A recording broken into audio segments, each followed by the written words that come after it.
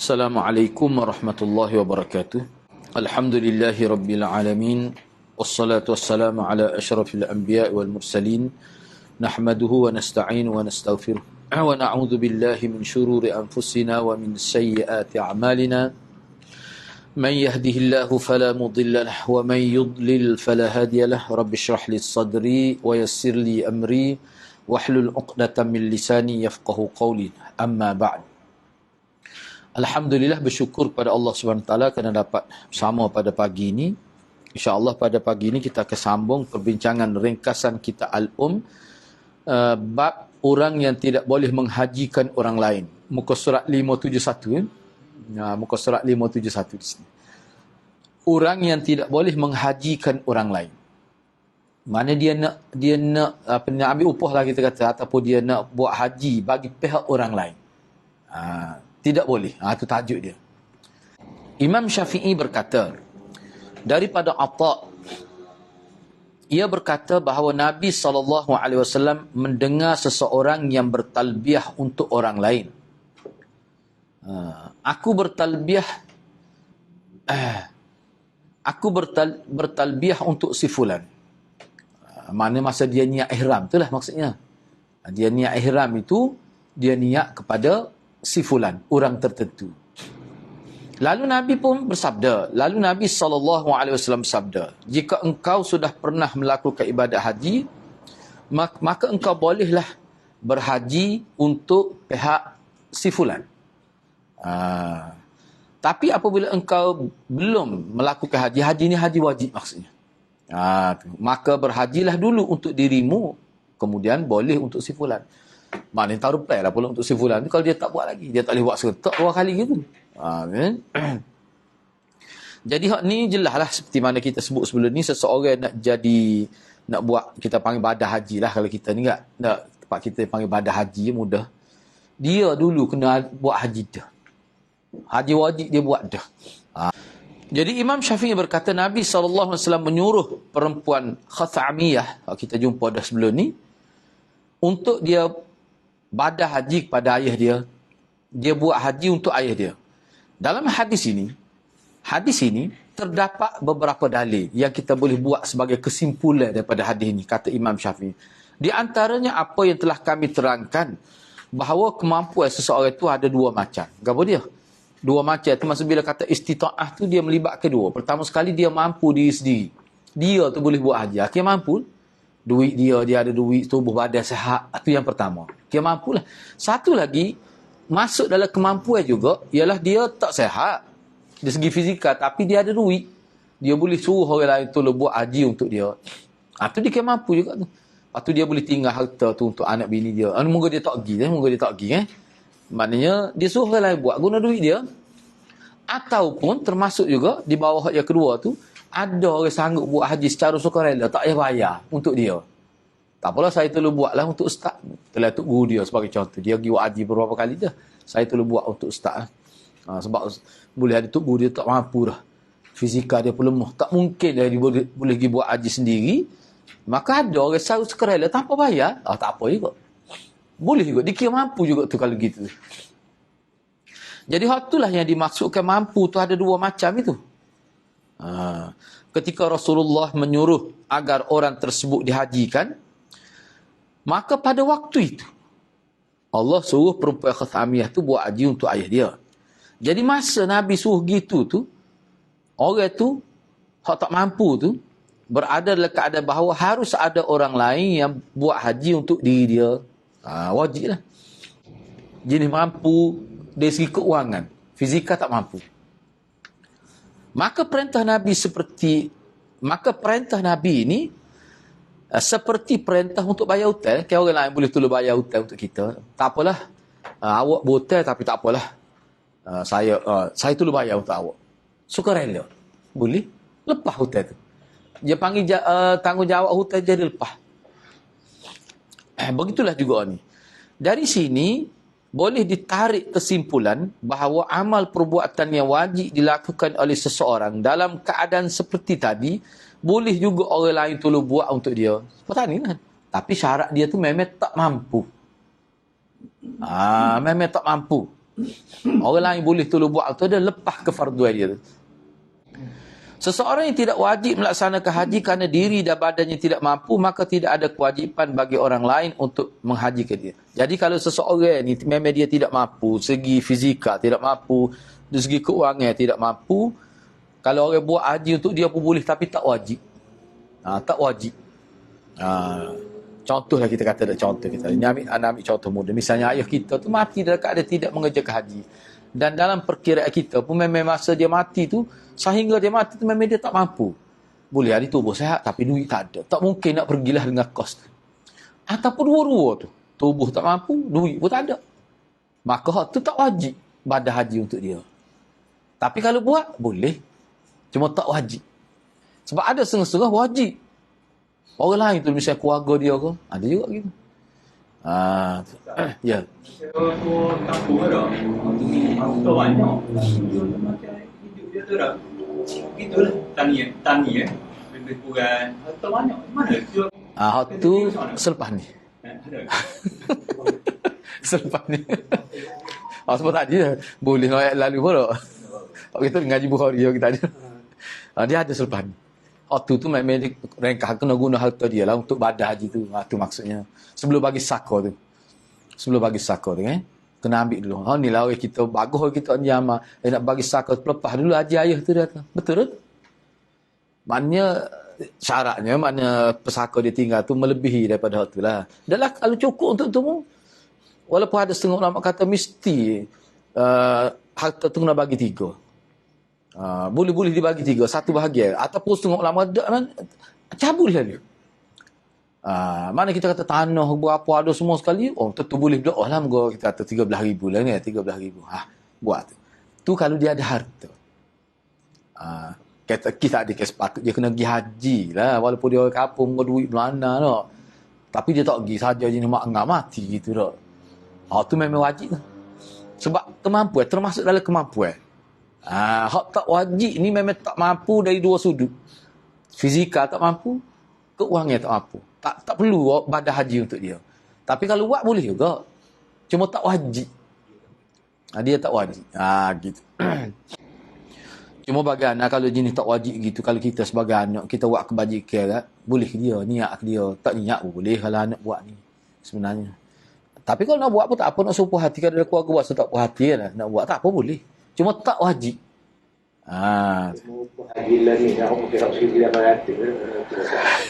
Dia ada bincang juga selepas ni. Kita nak start di Mikot. Misalnya. Start di Mikot. Murah.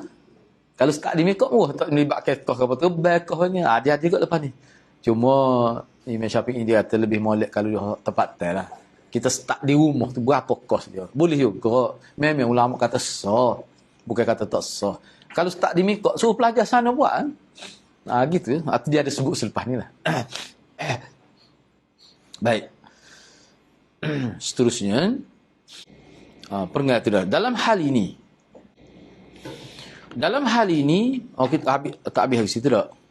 Maka perintah Nabi ini seperti perintah bayutan. Dari sini boleh ditarik kesimpulan gitu lah. Seseorang yang tidak wajib haji. Kerana diri dan badan yang tidak mampu. Tak ni lah.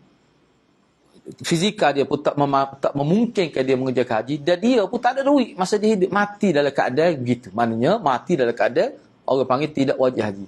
Hak ni tidak wajib badal untuk dia. Anak sebut gitu mudah, kita guna istilah badal lah mudah.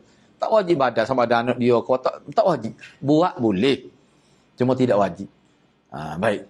Dalam hal ini kata Imam Syafi'i, yang lebih saya sukai adalah apabila yang menghajikan orang tersebut adalah orang yang masih mempunyai hubungan keluarga. Hak moleknya gitulah. Ahli keluarga dia. Hak molek. Apabila haji tersebut bukan merupakan haji wajib.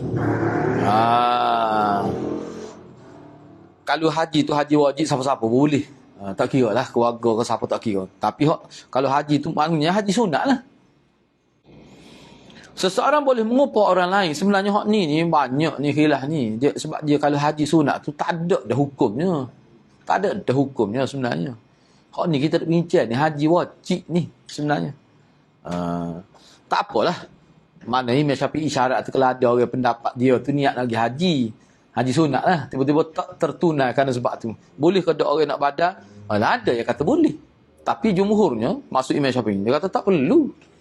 Ni kita kata haji mula-mula ni. Kalau kita dalam konteks mazhab Syafi'i, tak kira dia tu imam semaya, banyak benar ni tengok dalam mazhab Syafi'i. Kalau isu-isu yang melibatkan apa ni kita kata tanggungjawab seseorang yang dia tak boleh tunai, lepas tu orang lain nak tolong untuk dia, dia utamakan keluarga. Dan mazhab Syafi'i memang dia tekan ke sangat tu. Supaya kita kata kalau tu imam semaya setempat tu, orang kawasan tu, dia lebih dekat, lebih tahu. Nak money banyak, boleh katakan banyak benar lagi tu. Walaupun ada juga dalam mazhab lain. Kalau kita perhatikan gitu, betul tu. Sebab apa? Sebab hubungan qarabah itu dia besar. Hubungan qarabah itu. Ni pun gitulah juga. Seseorang boleh mengupah orang lain untuk menghajikan dirinya walaupun orang itu fakir, tidak mempunyai perbekalan dan kenderaan. Tapi orang tersebut sihat. Kita boleh. Maknanya kita nak upah haji, nak suruh orang buat untuk kita, siapa saja pun boleh. Dia kaya ke, dia miskin ke, boleh berlaku. Tu dia nak ayatnya situnya. Dia upah lah. Orang kaya pun boleh nak upah. Orang miskin pun boleh. Apabila seseorang dalam keadaan tersebut meninggal dunia sebelum melaksanakan ibadah haji dan dia tidak melewati masa-masa haji di tahun berikutnya, maka orang tersebut tidak wajib haji. Dia nak upah kan? Nah, tapi kan duduk tengah kira lah.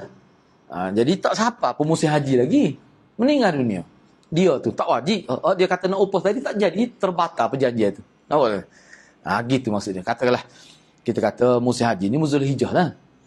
Zulhijjah lah. Ataupun sebelum tu lagi dikira musim haji lagi tu. Apa ni sebelah Zulhijjah sebelum bulan tu kan. Kayak bulan haji ada 4 bulan tak? 4 bulan. Bulan haji ni kan apa? Dia bukan Zulhijjah saja bulan haji ni. Sebelum tu lah lagi ni. Bulan berapa tak lah? Dia ke musim haji dah. Dia 3 bulan sebelum tu lah. Syawal tu lagi kira tu dah tu dia ke musim haji dah tu. Memel pelaksanaan Zulhijjah tapi sebelum tu dia ke bulan haji dah. Asal Ramadan lagi dalam majlis apa ni Syawal. Lepas tu Zulhijjah nak. Baik. Jadi katakanlah dia nak upah. Tak ada masuk pun musim haji tu meninggal dunia. Tak payah.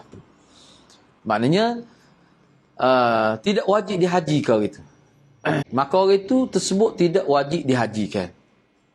Apa tu?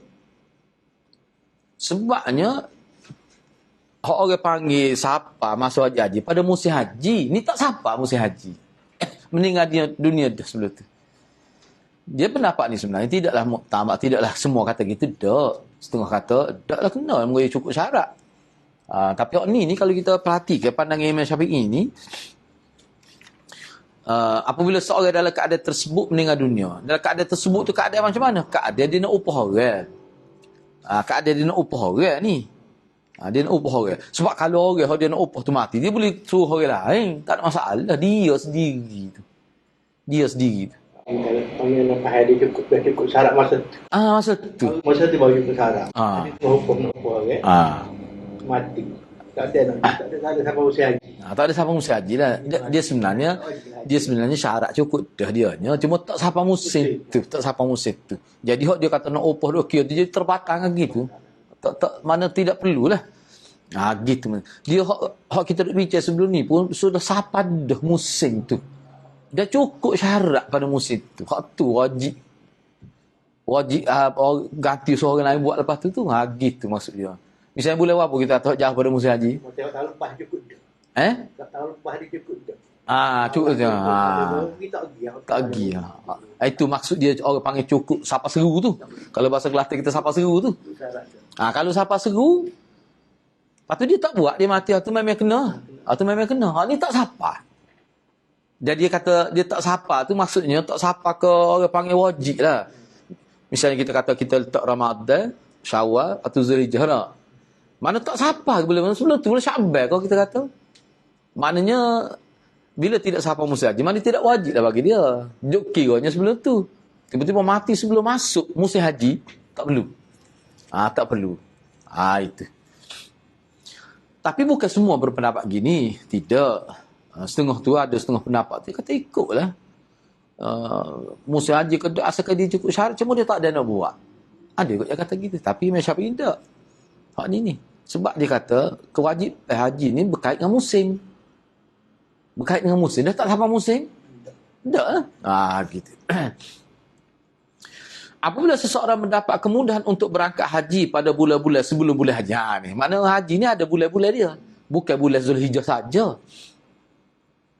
Tapi setelah datang bulan haji, ketika orang-orang di negeri ni sudah siap untuk, sebab dulu orang pergi awal. Sebab apa? Jalan ni boleh perjalanan. Mungkin dia pergi omong sebab kita orang pergi apa ni? Travel lah kita kata. Dia naik berseka tu. Kalau tengok naik berseka tu, dia ada persiapan cara dia. Jadi orang nak pergi haji pun sebab tu dia syarat dulu kan. Memang kena tubuh sehat sungguh lah. Kalau tubuh dia main-main sikit, ada gidah sebenarnya. Terdedah dengan cuaca, banyak masalah. Sekatalah sebulan pergi tak. Maknanya kalau kita kata Zulhijjah, maknanya lepas raya selalu turun tu. Nah, bulan awal pun sebab habis. Senang. Lepas habis turun selalu. Sebab apa? Sebab pergi sana tu, maknanya nak ejah biar sihat dulu tubuh tu. Perjalanan tu satu hal. Baik, belum sampai musim tu, dia meninggal dunia. Hal tu kita bincang sebelum ni. Baik. Bila seorang mendapat kemudahan untuk berangkat haji pada bulan-bulan sebelum bulan haji. Tapi setelah datang bulan haji, ketika orang di negeri dia sudah siap untuk berangkat pergi haji, dia tidak mendapat bekalan dan kenderaan. Jadi tala dianya, makna kita kata habis duit lah kita kata. Ataupun tak ada duit. Sehingga dia nak membiayai bekalan perjalanan, patut kenderaan pun tak ada. Kemudian dia meninggal dunia sebelum berangkat menghaji. Maka orang dalam kondisi ini tidak wajib dihajikan. Sebab apa? Sebabnya bila masuk musim haji tak cukup syarat. Tahu tu? Sebab tu dia ada andaian selepas ni pun ada. Katakanlah sebelum musim haji cukup syarat. Dulu kenderaan ni binatang lah kita kata tak. Tiba-tiba masuk haji mampus binatang tu. Nak beli hal lain tak ada beriti. Tak boleh tupau kan? Tak boleh. Orang lain pun nak naik juga. Misalnya tak wajib. Sebab dia kira bila masuk musim tu kena cukup syarat. Tak wajib. Sebab tu Imam Syafi'i sebut lagi sini.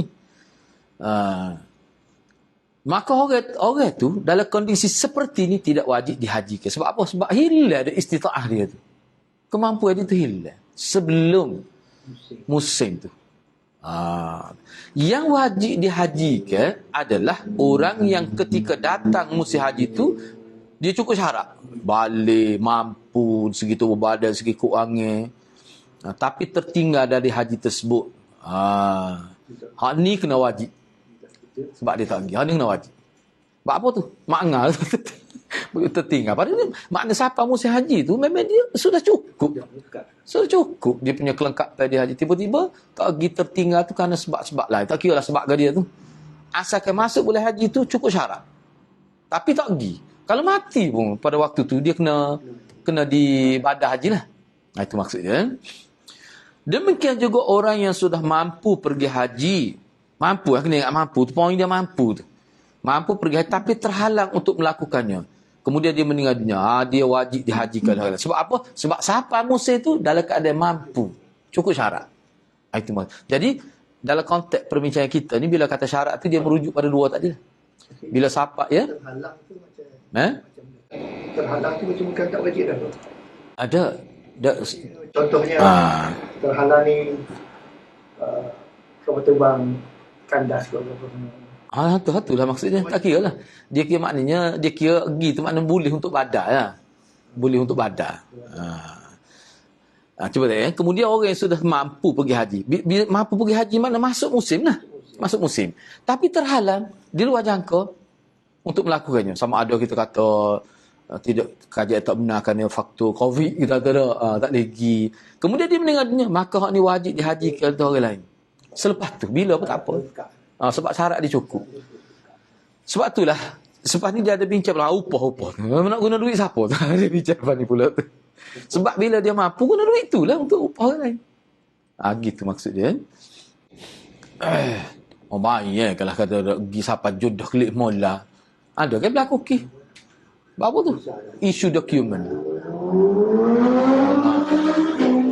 Nanya tu. Tu memang lah. Cuma tu kena bincang dari sudut teknikal. Siapa dia nak tanggung kerugian? Berapa dah habis? Pihak tu lah. Label lah. Sebenarnya. Lepas tu kalau dia tak bayar, dosa tu. Tak boleh.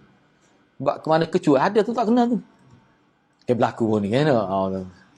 Kita kenal juga ustaz tu pun. Mepeh dia nak cover balik tu. Beratus ribu. Beratus ribu dah. Tu lah.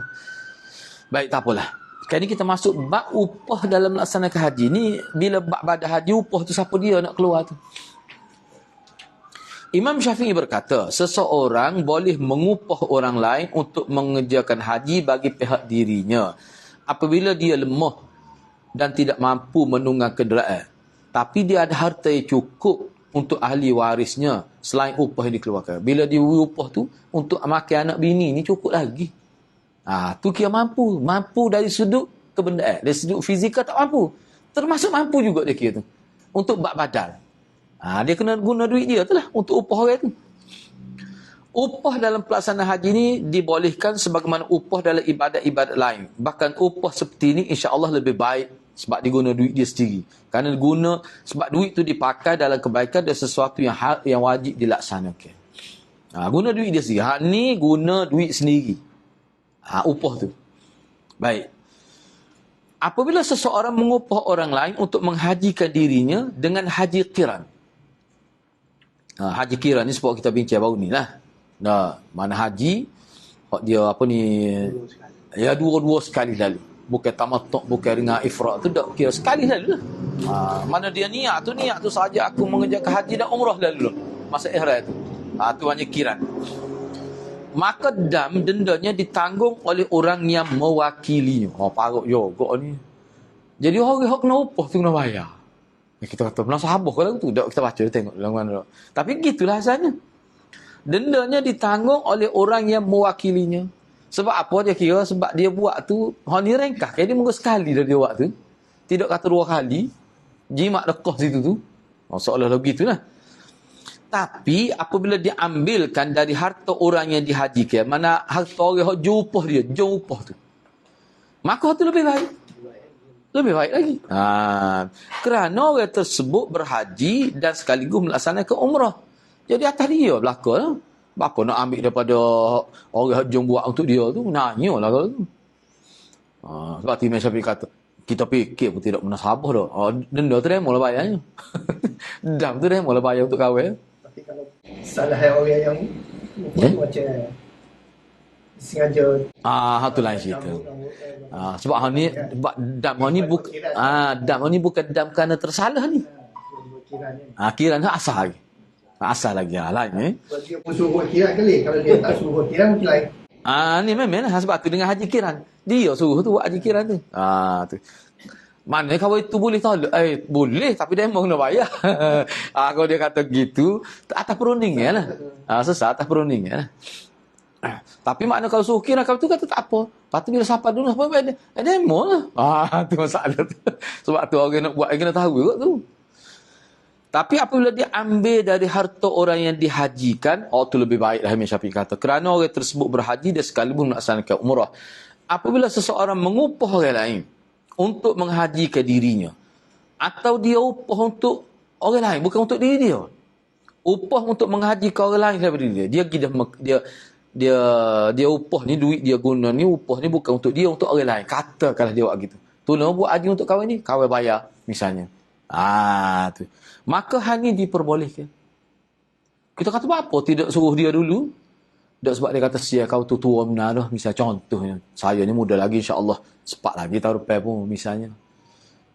Kalau dia ada duit dua-dua, so cari 2 orang upah tu tak terima masalah lah tu nya. Upah kawan tak patu cara lain pun tak liwat sekali lepas ni dia mikir.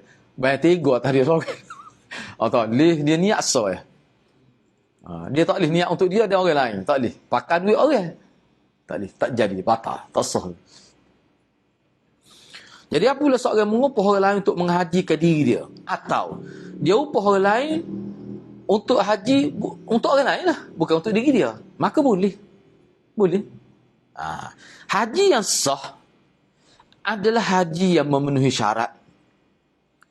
Di antara syarat dia, iaitu memulakan ihram daripada miqat. Miqat ni kita maklum lah, miqat ni tempat kita niat ihram itu. Lepas tu miqat ni macam mana? Tu makruf lah tu. Kalau kita Malaysia ni mana?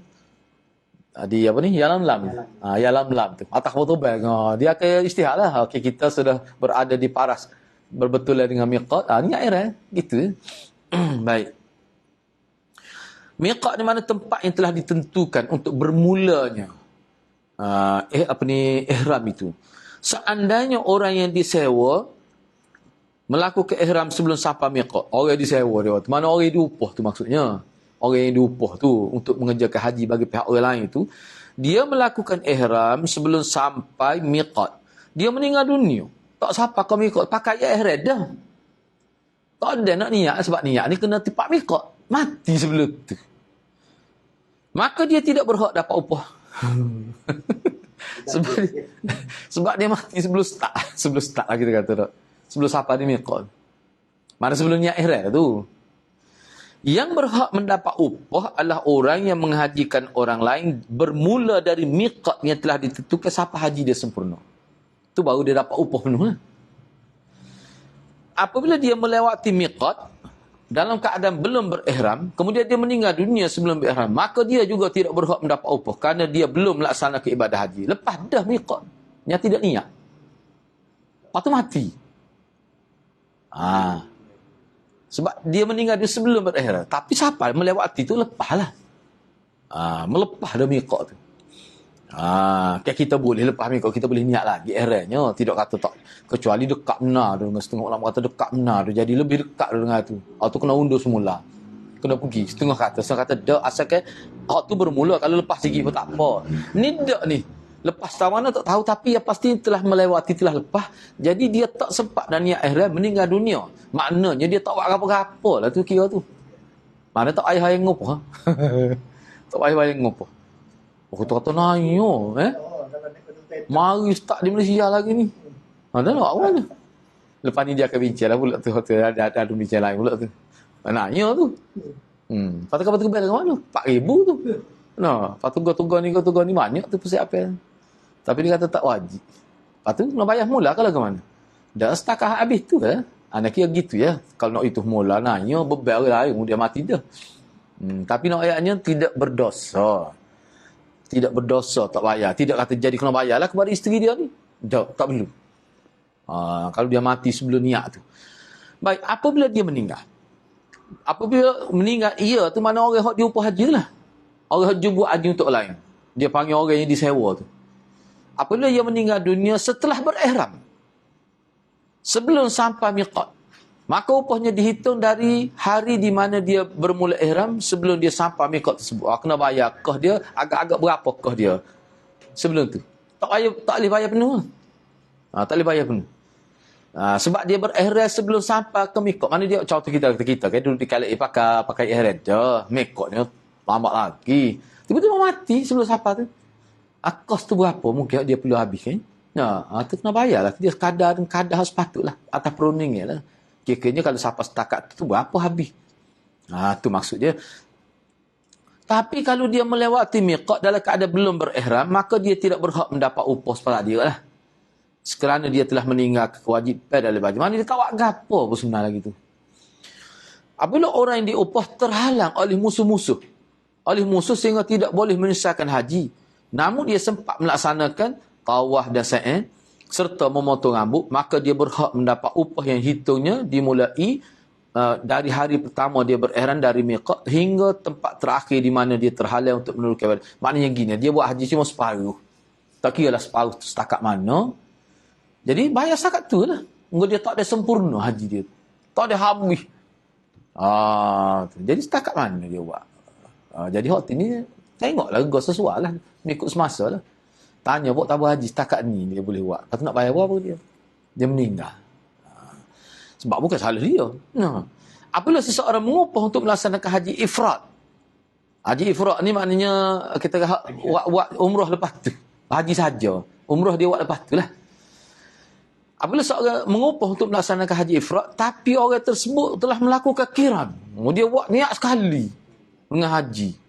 Maka perbekalan seterusnya dianggap perbekalan untuk umrah dan orang yang mengupah harus membayar dam qiran. Kena bayar dam qiran lah. Hal ini boleh faham tak maksud dia tu tak? Dia cuba tengok semula lah. Dia kata apabila seseorang upah, dia upah orang lain lah. Dia royak ni haji ni, kawan nak upah, dia mau buat ni haji ifrat, dia mau buat haji lah. Dia mau buat haji, lepas tu umrah tu, sebenarnya kalau dia tahu umrah pun tak apa. Tidak jadi masalah sebenarnya. Katalah dia tak buat dah. Dia buat haji gitu saja. Orang kata boleh. Boleh. Setengah orang betul tak boleh. Ya? Saya kata wajib, dia khilaf lah pula situ. Hal ini kita mengambil kira dalam mazhab Syafi'i lah. Apabila seorang mengupah untuk melaksanakan haji ifrat, mana buat haji dulu, selepas tu mana buat suku-suku, cuma selepas. Kalau sebelum tu dia panggil apa? Tamattu'. Tamattu' lah orang kita lah ni. Umrah dulu orang kita lah ni, tamattu' lah. Kebanyakan lah ni boleh kata gitu. Okay? Tapi asal kalau tabu haji, dia pakai tamattu' lah ke dah tak? Tamattu' lah ke dah tak? Jadi dia suruh buat ifrat. Tapi orang dia upah tu melakukan haji qiran. Dia sekali dengan haji dia ni. Ke mana? Maka perbekalan tersebut dianggap perbekalan untuk umrah. Dan orang yang mengupah wajib membayar dam qiran. Jadi hak kena bayar dam tu orang tu haji upah tu. Benar ni atas perbincangan lah.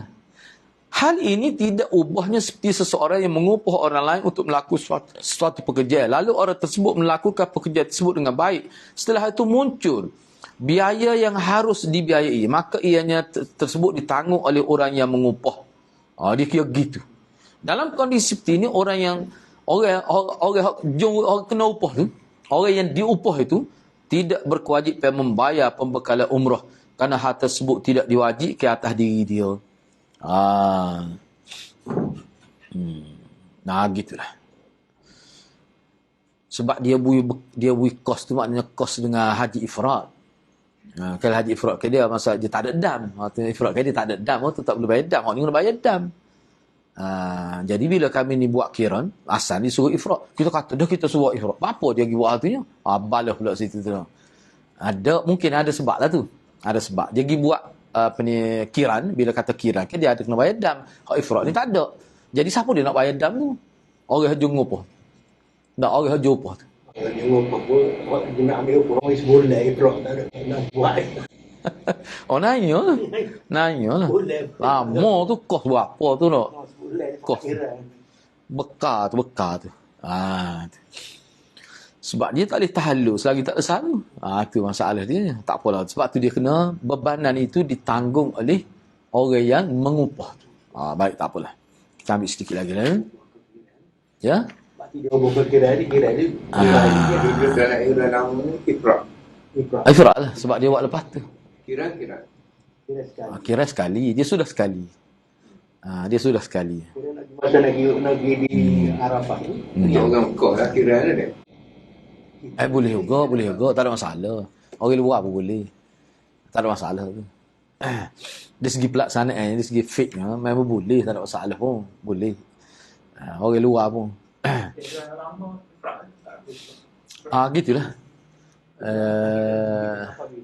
Dia kena kiranya haji kiran tu lah lebih mudah, lebih ringkas cepat lah.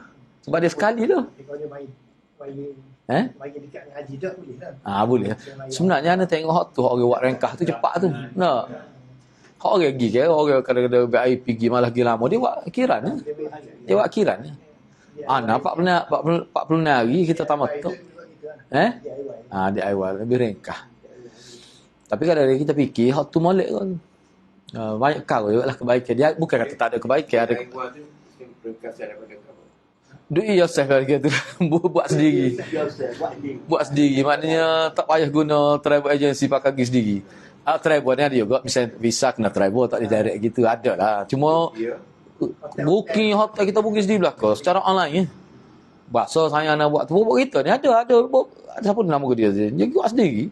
Visa tak boleh. Visa dia kena melalui agensi. Tak boleh tu visa. Waktu dia tak rapat tu kalau buat sendiri. Mana hak lain? Booking hotel dan sebagainya, gibah ke apa, sana dia sendiri belakang. Pergerak ke sana. Bagi orang biasa dia boleh kontak lah. Ya? Banyak. Memang banyak iman. Anda jumpa dah orang tupak. Cumanya dia tidak selesa sebenarnya. Kita jadi kena bila dia gini. Bagi anda 2 minggu kita pergi. Kalau nak melibatkan urusan lagi jadi tak puas buat haji. Tak puas buat umrah. Bak duk hari je. Duk kontak ni kita pergi relax, ikut jadual. Senang. Lepas tu kalau tak biasa, mana orang Arab ni jangan ingat bakal diubah ke sebab pun. Nah, hangit letum nipu. Kena berhati-hatilah. Tapi orang nak buat tu memang boleh orang tumpak, dia pergi sendiri. Kadang-kadang dia tak pergi pun Mekah. Dia tak umrah lah biasa. Kalau haji ni boleh juga, tapi dia kena ada sebahagian kena bergantung dengan tabah haji kot. Kota dia punya mesti dah. Lepas tu masalah visa haji ni tak boleh DIY tu. Mana tahu ya. Tak boleh, dia mesti melalui haji kot. Dia tak boleh kalau ikut awak gitu kat patut lagi kota kot. Dia tak boleh, mana ada tempat-tempat tertentu. Kalau dia pergi kat pejabat travel ni, dia minta dia bayar lah. Dia bayar lah. Bayar ambil tu untuk dapatkan visa. Sebab tu maksudnya dia ada bahagian-bahagian visa mesti melalui agensi. Dia tak boleh kita sendiri gitu. Dia tak lepas. Sepuluh ni terbaru pun sebelum COVID lagi. Nah, kita nak booking hotel pun hotel yang telah disenaraikan oleh pihak Saudi. Tak boleh hotel sembarangnya. Sebab apa? Kerana dia tipu. Lepas tu dia punya bahagian transport pun mesti hak senarai dia. Kita pilih. Hak terbaru. Tak boleh main-main. Sebab dulu ikut pilih. Baik, seterusnya. Apabila seseorang mengupah orang lain, situlah, untuk menghajikan dirinya dengan cara kiran. Tadilah kiran, saat ni dah ni. Mana kos tu lah, kos untuk membiayai hak selepas haji tu kan. Moga masih dalam era lagi tu. Moga kiran. Nah, siapa nak tanggung tu? Dia kata kena orang yang mengupah ni. Dia kena tanggung kos. Bukan orang yang diwakilkan. Bukan orang yang buat tu. Tapi dia harus mengutus orang lain lagi untuk melakukan umrah atas nama dirinya apabila umrah tersebut merupakan umrah wajib. Tapi boleh kalau dia buat, kalau misalnya jawab apa ni, ifrat dia lah. Kalau dia buat ifrat tadi, tadi hak kiran tu tak apalah. Kalau dia buat ifrat tu, dia boleh upah orang lain untuk buat umrah selepas tu. Dia boleh pula. Upah suku boleh tu. Boleh. Dan orang sewa tadi harus mengembalikan biaya umrah. Jadi orang yang mula-mula dia upah tu kena winyucul. Kena winyucul. Baik, ni winyucul tu maknanya sebab moga dia wikan untuk siapa habis. Tapi kan moga ni ifrat apa ni ifrat lah ni. Ifrat. Haji saja. Kalau kira tu tak ada masalah dah. Ifratnya jadi selepas haji tu hak kahwin tu kena winyucul mula dia. Dan orang ni hak dia suruh upah ni dia boleh upah orang lain pula buat umrah tu. Moga tu kan wajib tu. Kerana ia diupah untuk melakukan dua pekerjaan haji umrah, tapi dia hanya buat seorang hak tadi hak mula-mula tadi. Dia dibayar tu untuk sekali haji dengan umrah, cuma umrah tu buat lepas haji. Tapi dia buat so. Dia kena wis mula duit sebab dia mau nak upah orang lain pula untuk buat umrah saja. Boleh buat. Apa kita boleh ambil semula hak tu sebab dia buat so. Orang suruh buat dua-dua. Misal kalau berlaku gitu. Maknanya kalau masuk mahkamah dalam pertikaian ni maknanya pihak apa ni hak mula-mula dia upah tu dia kena wis mula duit. Dia kena wis mula. Setelah tu nak cara macam mana nak iyalah nyayo tu pakai hari lagi tak usah tu wayah lalu mudah. Ataupun dia guna duit lain lepas tu dia tuntut kemudian boleh ke? Mana kira benar tu. Tak ada dengan kau mahkamah tu. Jadi ni ayatnya dari sudut fiqh. Mana kawan tu dikira sebagai berhutang. Kalau dia tak bayar. Moga dia wasa ya. Pada ifrat ni dia kena buat sekali dengan umrah. Tiba-tiba buat haji. Macam kau nak klik lagi ataupun dia pelajar ke, tak boleh nak buat lepas tu. Dia kena hantar balik lebih hari. Sebab kahwin ni nak upah orang lain pula ni. Itu maksudnya. Apabila ada seseorang yang mengupah orang lain untuk menghajikan dirinya, lalu orang yang dia upah tu berumrah untuk dirinya, tapi dia berhaji untuk orang lain, untuk orang yang upah dia. Umrah dia buat untuk dia, dia niat untuk dia. Misalnya kita tamattu lah, kita kata contohlah. Dia umrah ni niat untuk dia. Haji tu baru dia niat untuk kahwin tu. Lagu mana tu? Dia tak kira lah aku ke mana. Misalnya kalau kiran pun, aku menjaga haji untuk sebulan, tak umrah untuk aku lah tu. Itu maksud dia. Lalu orang sama tersebut berumrah untuk dia dan berhaji untuk umrah. Maka dalam hal ini, dalam kisah ni, orang yang diupah tu dia wajib mengembalikan seluruh upah yang telah diterima. Seluruh. Kerana perjalanan dan amal tersebutnya adalah satu. Dan juga tidak boleh mengamalkan haji tanpa melaksanakan umrah dan sebab yang lain. Dia dalam bab mengerjakan haji ni, umrah dengan haji ni akhirat semua untuk sorang. Ni dia niat umrah tu dia. Haji untuk kau tu tak boleh. Jadi tak jadi tu. Dia kena upah, dia kena atas mula duit semua. Sebab apa tu? Sebab dia kata dalam pengerjaan haji ni, dia kena sekali haji dengan umrah ni, buat haji. Ada umrah sekali untuk asal nama. Tak boleh dia buat umrah untuk dia. Haji dia niat untuk kawin tu. Tak boleh. Dan juga tidak boleh mengamalkan haji tanpa melaksanakan umrah. Di dalam mazhab Syafi'i lah. Dan sebab yang lain kerana seseorang tidak boleh mengumpulkan dua niat sekaligus. Satu haji ni untuk seorang. Termasuk umrah lah. Tiba-tiba dia niat dua. Haji untuk dia, umrah untuk dia, haji untuk kawin tu. Dia kata, untung aku boleh buat haji. Tak boleh gitu. Maknanya dalam pengerjaan haji ni, niat untuk seorang saja. Sebab tu apa haji yang buat 5 orang ke dia niat serta tu, tu berdosa tu. Tak jadi tu.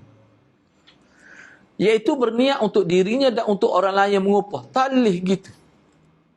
Demikian juga dia tidak boleh mempersembahkan seluruh amalnya kepada orang yang mengupah kerana ia telah berniat bahawa salah satu dari dua amalan tersebut untuk dirinya. Jadi sebetulnya kedua amalan tersebut adalah untuk dirinya. Sebab amal untuk dirinya tentu saja lebih utamakan daripada amal untuk orang lain. Apabila amal perbuatan tersebut satu macam dan tidak boleh dipisah-pisahkan sebagaimana haji dan umrah.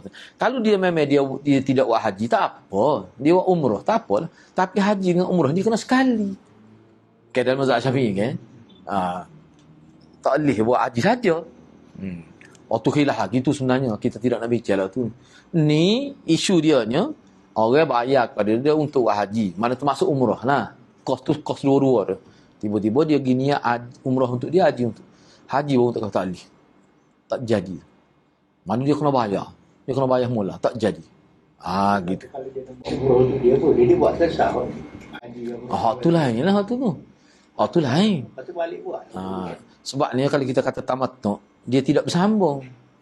Maksud tidak bersambung ni maknanya kayak haji tamattu' ni, sebab tu dia kena bayar dam.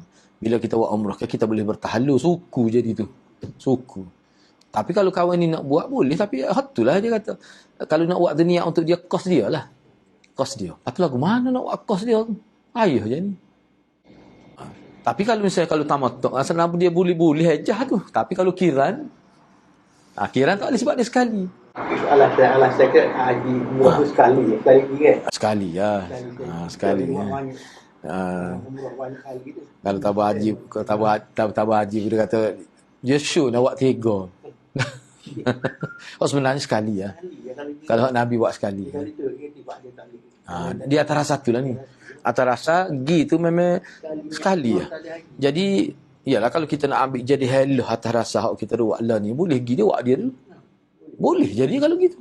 Tu boleh buat kawan dia dulu. Sebab dia pisah tu sebab dia ada tahallul tengah tu. Untuk umrah lah, haji tak boleh lah.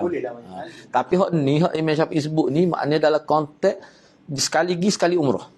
Jadi bila buat haji umrah, tak boleh buat dua. Umrah tu dia niat untuk dia, tu tak boleh. Tapi kalau kita mengambil kira hak pandangnya tempat kita lah, kita kata lagi dah. Boleh berkali-kali. Memang boleh kan? Sebabnya tetap akan ada umrah hak dia niat untuk kawan tu. Cuma hak lain tu dia buat untuk dia. Kita tidak bincang hak tu ni. Kita bincang hak asal. Hak asal. Tu maksud dia nya. Umrah banyak kali kita buat haji tu bagus juga sebab kita nak pergi sana kos dia mahal. Memang dia sebut gitu sebab itulah bagi setengah ulama dia kata. Jadi hak sebenarnya tak timbul isu bahawa kita pergi sekali-sekala buat apa sebab ia dituntut duduk di Masjid Haram tu. Duduk kita baik sekali kita masuk Masjid Haram tak perlu tahiyatul masjid. Tatawah. Besar tu. Lepas tu nak suruh banyak duduk di Masjid Haram tu. Sekali semaya berapa? 100,000. Nah. Lepas tu duduk main tawaf 2 kali sehari. Duduk main buat umrah. 3 pada. Perlu hujak. Dia pasal dia ada bukan ada pendapat kan kamu hadis yang kalau 7 kali umrah. Ada. Satu haji tu. Ustaz kita dengar. Hadis tu tak sahih tu. Yalah. Mungkin dia pakai tu lah. Mungkin dia pakai tu. Tu lepeh pakai tu. Minum 7 kali buat dia nak buat. Memang lah kalau dia pakai tu. Tu. Perlu kejap tu. Mungkin tu dalil dia bagi dia. Mungkin tu dalil bagi dia. Tapi hak sebenarnya hak praktik Nabi sahabat sekali lah. Kalau ni pun atas dah satu. Kalau boleh beberapa kali tak timbul isu ni. Tak timbul isu. Bahkan orang jumpa pun tak rasa gapo pun. Sebab apa? Terlaksana juga maksud dia tu. Hak dia buat tu syukur. Ni hak kira sekali. Hak sebetulnya. Nabi buat haji tamat. Hak tu dia kena. Nabi tamat cuma Nabi niat. Kan dia sebut Nabi niat nak buat apa ni? Kiran dia. Nabi niat nak buat kiran. Hadiu tu. Bawa hadiu tu. Cuma ulama kata niat tu boleh juga lah pahala kiran itu. Boleh juga. Walaupun Nabi buat tamattu tu. Boleh juga kiran sebab niat. Tapi tak. Nabi buat kiran. Mana? Nabi buat kiran. Dia suruh orang lain buat tamattu. Dia buat tamattu nah. Tapi Sebab dia bawa. dia kata, Nabi buat kiran. dia kata niat apa dia tak sempat nak buat tu ada selagi dah. Ada selagi tu. Mula-mulanya dia tanya. Dia kata nak buat super. Sebab dia niat nak buat super Nabi buat. Iyalah tadi ada. Sebab dia ada selagi tu hak Nabi nak buat tapi Nabi tak boleh buat. Tu dia tak ada sebut isu dia suruh orang tu cuma hak dia nak buat. Kiran lah. Tapi dia apa dia niat tamat dia niat nak buat tamat tak nak. Cuma dia buat kiran. Tapi boleh juga hak tu hak dia tak buat tu atas rasa niat. Tak ada ulama sebut gitu. Hak dia suruh orang lain buat tu itu lain hal tu. Tu satu kes lain hak dia sendiri. Hak dia sendiri. Ada disebut gitu. Tu. Mungkin Nabi buat sekali ke haji. Nabi buat sekali ya. Gitu. Itu tamattu. Kiran lah. Kiran ni dia buat sekali, niat sekali. Boleh tengok semula anak pun buat sekali lagi buat haji anak. Itulah boleh cek balik lah tu. Tapi gitu Nabi buat kiran lah. Ada.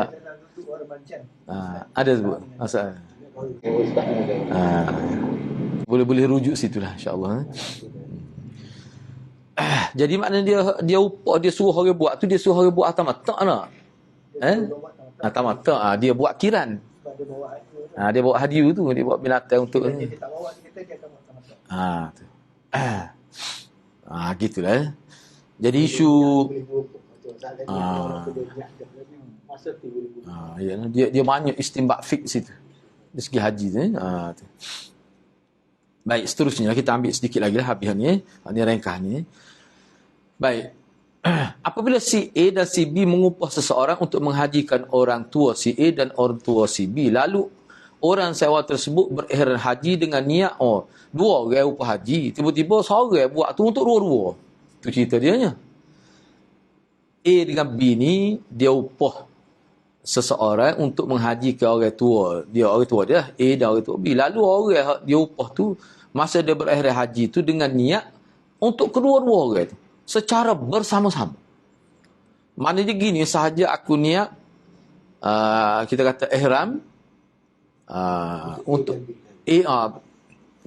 A dan B lalu. Dia niat ihram untuk si A dan si B. Serentak. Dia seorang buat. Maka dalam hal ini niat tersebut tidak sah. Dan upahnya pun dia mesti terbatal, dia kena kembali ke semula. Sebab apa? Sebab hal tu dan haji tersebut dianggap haji untuk diri sendiri, bukan untuk kedua orang tua A dan B tadi. Tak jadilah maksudnya. Jadi untuk dia sendiri. Yalah sebab hak niat untuk hasrat orang itu tak jadilah. Untuk dia. Jadi dia kena hantar semula tu duit tu. Kau tu boleh tuntut lah. Tapi siapa tahu tu. Mari menipu. Banyak berlaku tu. Kalau ada 5 ada. Ada pelajar awak kerja lagu tu. Diberitahu pada anak. Pelajar Malaysia di Saudi. Tidak Malaysia. Oh ya kan tidak pelajar Malaysia. Pelajar sana lah. Tak usah sebut negara mana tu tak. Asal dulu lagi tu jam-jam lagi 35 tahun lagi tu dia memang orang terus. Orang mati ada deh. Tu memang. Dia mana untuk sore buat berapa orang? Dia sore. Memang hak tu asal tu asalnya. Hak ni maknanya ni pula nak untung komersial lah jadi ni atas 2 hak 5 pada. Anak pun tahu jadi sebut pada anak. Jadi banyak ke 2,500 boleh 12,500 ada. 5 orang. 1,500 pada. Kalau 1,800 dia ambil boleh 10 orang. Niat sekali. Tak cara dosa besar pun dia nak duit lah. Misalnya. Dosa besar tu. Jadi tak terlepas kau itu. Tanggungjawab ni. Gitu maksudnya tak jadi. Sebab kalau sehaji, niat untuk seorang.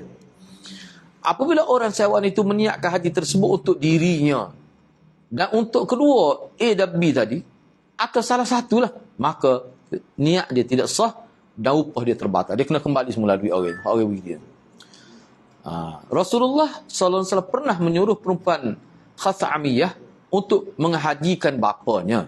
Sebuah hadis sebelum ni lah kita jumpa dah sebelum ni.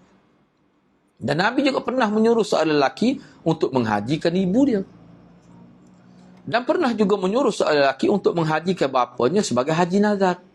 Mungkin ni haji wajib, dia buat dia haji nazar. Wajib juga. Dari hadis ini boleh diambil dalil bahawa seseorang perempuan boleh berihram untuk seorang lelaki-lelaki. Boleh. Tak kira jantina berbeza, boleh. Tak ada masalah.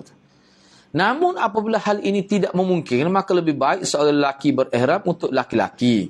Karena dalam hal ini lelaki-lelaki lebih utama dari perempuan dalam hal ihram. Molek-molek tak? So lelaki lah. Itu maksudnya. Tapi sah. Boleh juga. Tapi ihram seseorang perempuan sama sahnya dengan ihram seorang lelaki. Tak ada masalah. So apa ya? Seorang lelaki-lelaki yang berhaji untuk seorang perempuan atau untuk seorang lelaki-lelaki, atau seorang perempuan berhaji untuk seorang perempuan atau untuk seorang lelaki, maka haji tersebut sah apabila menepati syarat-syarat rukun haji dalam Islam. Boleh, tak ada masalah. Tapi kena seorang. Niat untuk seorang. Gitulah. Okey.